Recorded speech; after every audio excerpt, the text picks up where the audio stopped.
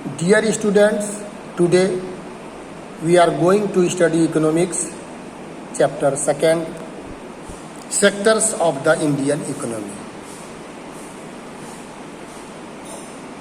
Indian economy में 3 sectors पाए जाते हैं, प्राइमरी सेक्टर, सेकेंडरी सेक्टर और टर्शियरी सेक्टर। तो सबसे पहले चलते हैं primary sector. There are many activities that are undertaken by directly using natural resources, यानी प्राकृतिक संसाधनों के द्वारा यूज किया जाता है। Take for example the cultivation of cotton, it takes place within a crop season, जैसे कपास की खेती ये क्रॉप सीजन में किया जाता है। For the growth of the cotton plant we depend mainly but not entirely, मुख्य रूप से तो निर्भर रहते हैं लेकिन पूर्ण रूप से नहीं, on natural factors like rainfall, sunshine and climate. ये नेचुरल रिसोर्सेस के द्वारा प्राप्त हो रहा है। The product of this activity cotton is a natural product, यह कॉटन जो है वह नेचुरल प्रोडक्ट हो गया। Similarly in the case of an activity like dairy we are depend on the biological process of the animals and availability of fodder etc। दूसरा आ गया animal husbandry. तीसरा the product here milk also is a natural product. Similarly, minerals and ores are also natural product. ये भी हमारा natural product है। So, when we produce a good by exploiting natural resources, जब हम natural resources को exploit करके वस्तुएं प्रदान करते हैं, it is an activity of the primary sector। ये primary sector के अंतर्गत आता है। यह primary sector क्यों कहलाता है? Because it forms the base for all other products that we subsequently make.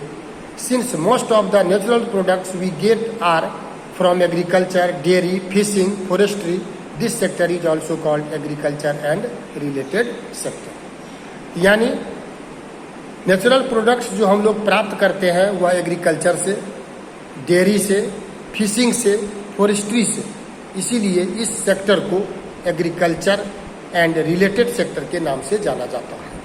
दूसरा सेक्टर है secondary sector. Secondary sector covers activities in which natural products are changed into other forms through ways of manufacturing that we associate with industrial activity. यानी industrial activity के द्वारा natural resources को दूसरे रूप में बदल दिया जाता है।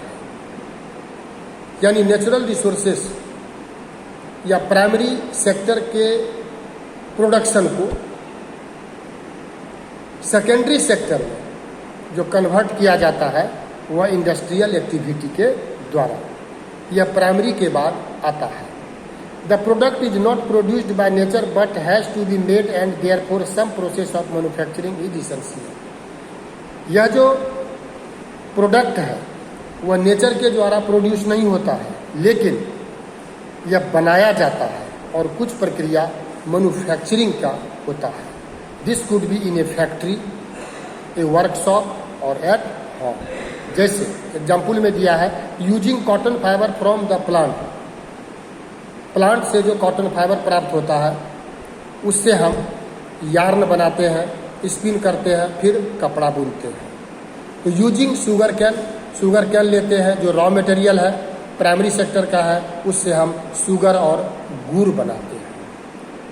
तो चूंकि यह sector associated with the different kinds of industry, विभिन्न इंडस्ट्रीज में तैयार किया जाता है, that came up it is also called industrial sector, इसलिए इसको इंडस्ट्रियल सेक्टर का भी नाम दिया जाता है। और तीसरा है टर्शियरी सेक्टर, ये प्राइमरी और सेकेंडरी सेक्टर के बाद आता है। ये प्राइमरी और सेकेंडरी सेक्टर से डिफरेंट होता है। यह एक्टिविटीज जो है यह प्राइमरी और सेकेंडरी सेक्टर के डेवलपमेंट में मदद करता है। यह ऐड और सपोर्ट करता है प्रोडक्शन प्रोसेस में, जैसे goods that are produced in the primary and secondary sector would need to be transported by trucks और trains and then sold in wholesale and retail shops. यानी गन्ना है, खेत से उठाकर उसको चीनी मिल में पहुंचाना, फिर चीनी जब तैयार हो जाता है तो वहाँ से उसको मार्केट में पहुँचाना, यह टर्शियरी सेक्टर में आता है। इस टर्शियरी सेक्टर को सर्विस सेक्टर के नाम से भी जाना जाता है। आज इतना ही रहने देते हैं, फिर अगले क्लास में चर्चा होगी।